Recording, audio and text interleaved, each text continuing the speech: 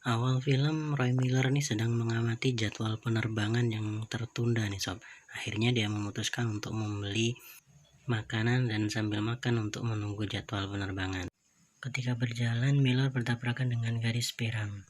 Belum jelas motifnya, apa karena cinta pandangan pertama atau karena kepribadiannya. Kita sebut saja Mbak Jun. Sayangnya Mbak Jun ini tidak boleh naik ke pesawat toh, karena jadwal dia tuh untuk besok. Dan yang lolos pemeriksaan hanya si Miller, hingga Miller naiklah ke pesawat.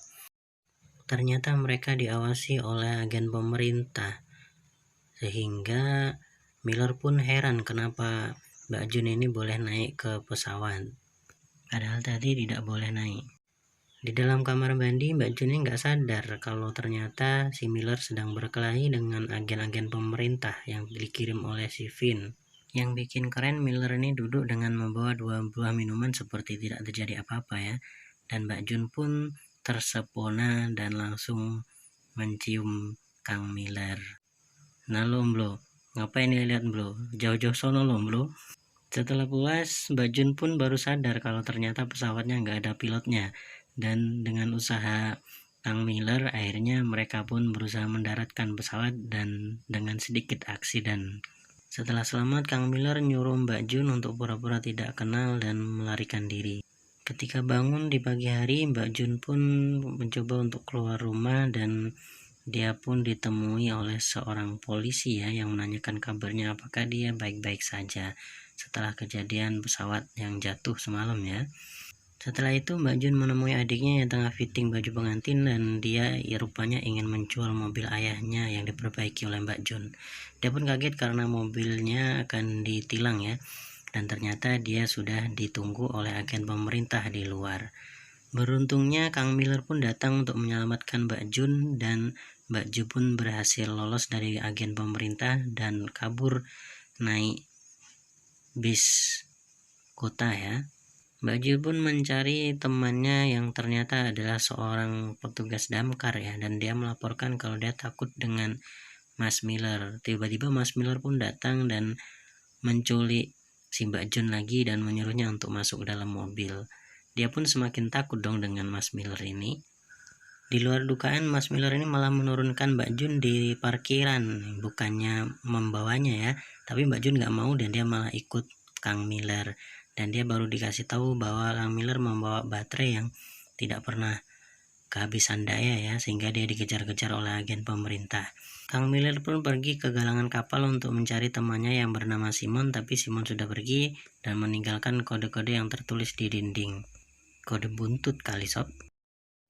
Mereka kemudian disergap oleh anak buah mafia yang juga menginginkan baterai tersebut. Mbak Jun pun pingsan dan mereka pun akhirnya tertangkap. Tapi bukan Mbak Kang Miller namanya kalau nggak bisa meloloskan diri ya. Tiba-tiba Mbak Jun terbangun di pinggir pantai pulau terpencil ya, dengan Kang Miller yang datang dengan membawa ikan. Pemandangannya bagus sob, dimanalah itu ya. Dengan polosnya Mbak Jun ini menerima telepon yang dikira adalah adiknya si April. Ternyata mafia yang melacak mereka ya. Ketika lagi asik berguling-gulingan, mereka pun dibombardir oleh pesawat dari mafia tadi dan beruntungnya mereka bisa berhasil meloloskan diri dari kejaran para mafia.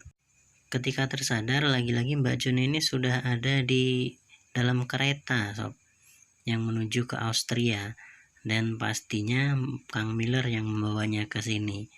Kang Miller tengah berada bersama Simon dan Mbak Jun tuh tiba-tiba diserang oleh anak buah dari mafia tadi yang mengejarnya.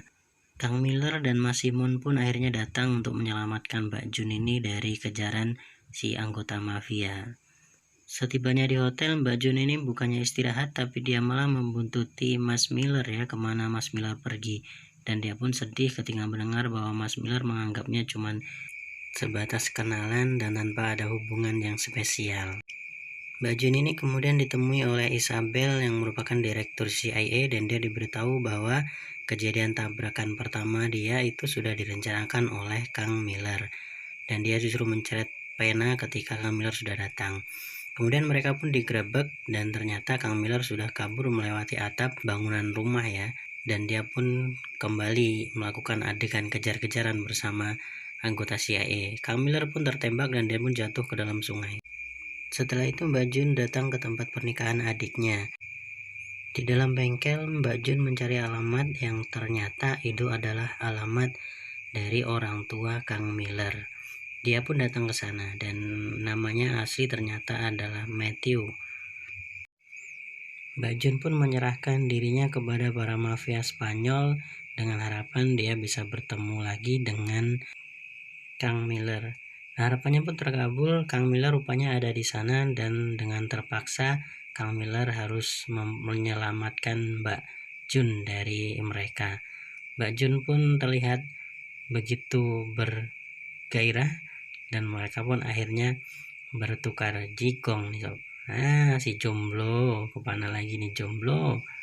Setelah puas mereka pun mengejar Simon yang ternyata dibawa oleh Vin dan kepala mafia tadi ya. Aksi kejar-kejaran pun terjadi, kemudian mereka pun akhirnya bertemu. Vin menembak Simon setelah mendapatkan baterai yang dihadang oleh Kang Miller. Akhirnya Kang Miller yang kena tertembakan. Tetapi baterai itu ternyata meledak di udara dan Vin pun tewas seketika. Kang Miller pun dibawa ke rumah sakit karena luka tembak yang dia terima. Dan dia pun bertemu dengan direktur CIA, si Isabel, dan mengatakan kalau Kang Miller akan baik-baik saja dan setelah sehat akan dipindahkan ke tempat yang aman. Tiba-tiba Kang Miller pingsan setelah diberi minum oleh suster yang ternyata susternya adalah Mbak Jun.